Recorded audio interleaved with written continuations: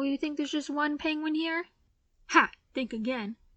Hi guys, Clara here, and today I'm going to be showing you how to make your own mini clay igloo, plus or minus a few penguins. Starting off with a large ball of clay, roll that out flat, rotating your clay to create an even shape. We're going to grab a small square of tinfoil, roughly 5 by 5 inches, and crumple it up into a ball.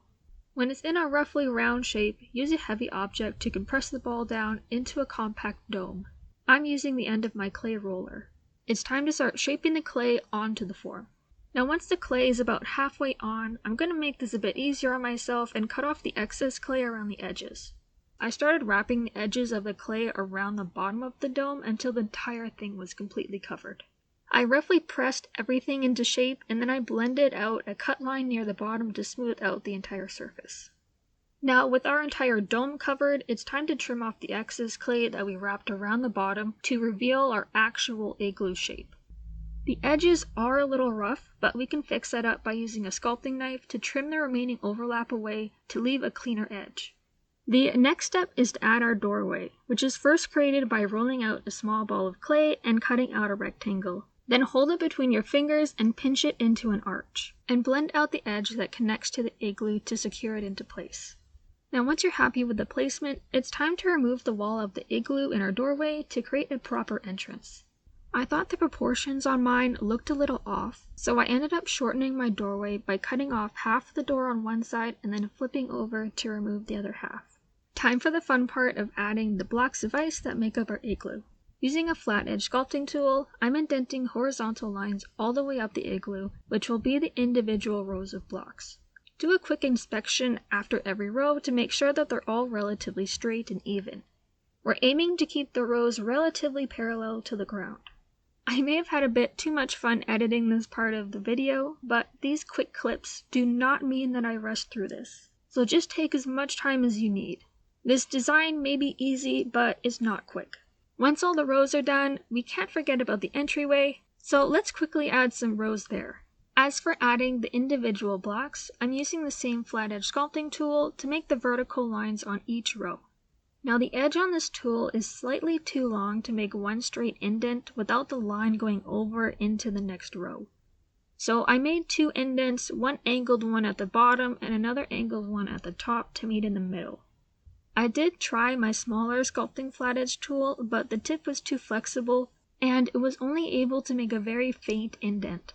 And try to pay attention to the row below when you're adding the blocks. We want the blocks to be staggered so that our igloo can look structurally sound. And once again, we can add a few blocks on the entryway as well. I only added one line per row, but I staggered them so the lines didn't meet up.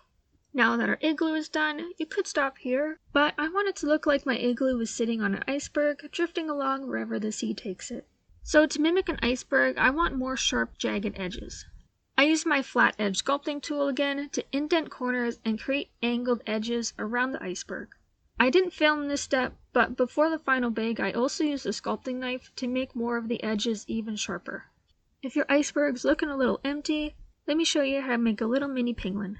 I'm rolling a ball of black clay into a shape of a tic-tac. With a smaller ball of white clay, you roll that into a similar shape but flatten it down. We'll squish these two pieces together to give our penguin a white belly.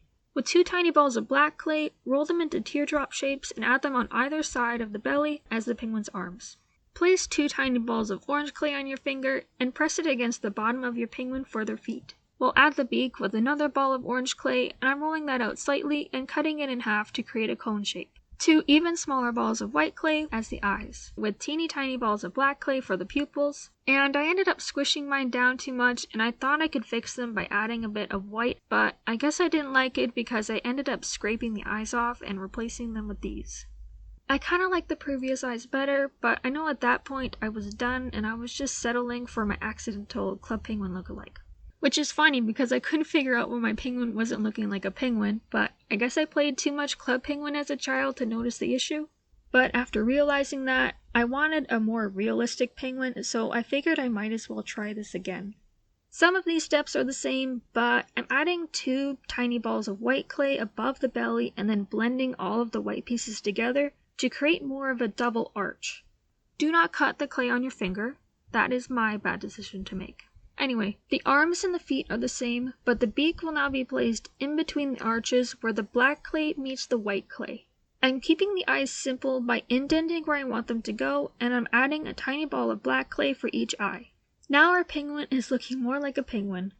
Make as many or as few as you'd like. Once your igloo is out of the oven, let it cool completely before handling. Now comes the very tedious bit of removing the tinfoil from our igloo. I want to say that this was easy, but that would be a lie. There were some moments where I was accepting the fate that my igloo would forever be tinfoil filled. But eventually you'll find that perfect piece and everything will just fall out.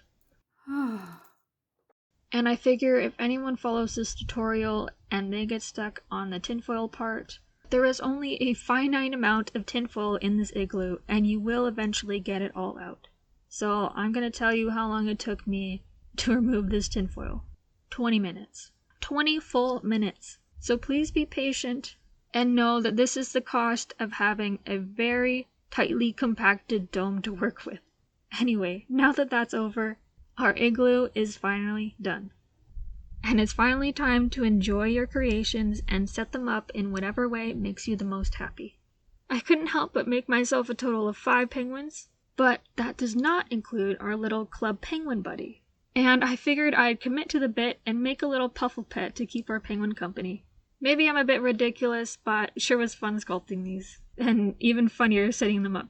Anyway, that's all I have for you today. Hopefully you enjoyed. If you have any suggestions on what you want to see me make next, let me know. But other than that, I hope you have a great rest of your day, and I'll see you all next time. Bye!